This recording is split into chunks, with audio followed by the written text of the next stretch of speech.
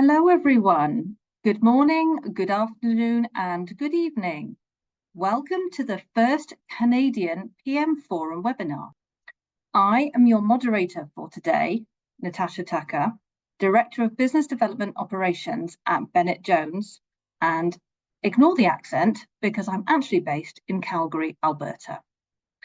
Today, we have a great topic for you, curiosity, the missing element. The session will be led by Eleanor Winton of Foresightfully.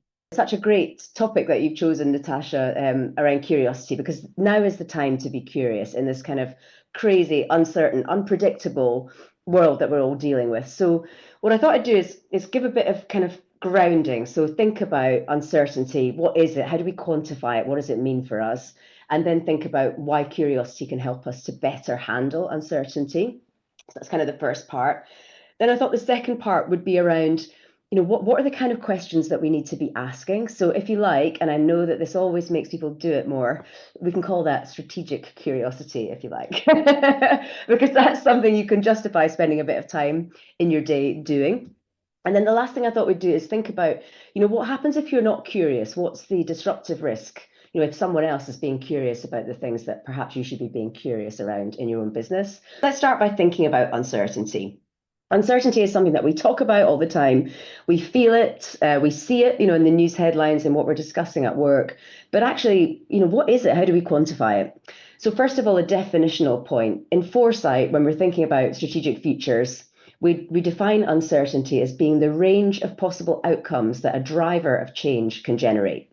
So, but what we understand from the studies that have been carried out is that the most curious age is around age 4 or 5. So that very young time of life when we are exploring and seeking to understand the world. That are listening might be familiar with the playing to win framework, and you'll notice that it's framed as 5 strategic choices. In other words, 5 strategic questions that you need to be asking about your business and about your sector, to understand how well placed you are to win, or how vulnerable you are to disruption, whether that comes from a competitor, whether that comes from someone outside of the market. And let me just sort of run through the questions. So in terms of winning aspiration, that's fundamentally about your purpose and your strategy. Is that really clear? Is it understood throughout the organization? Where will we play? What are the markets that we want to explore and why? Why do we want to explore those? How will we win in those markets? So getting really detailed and clear about what the value proposition is.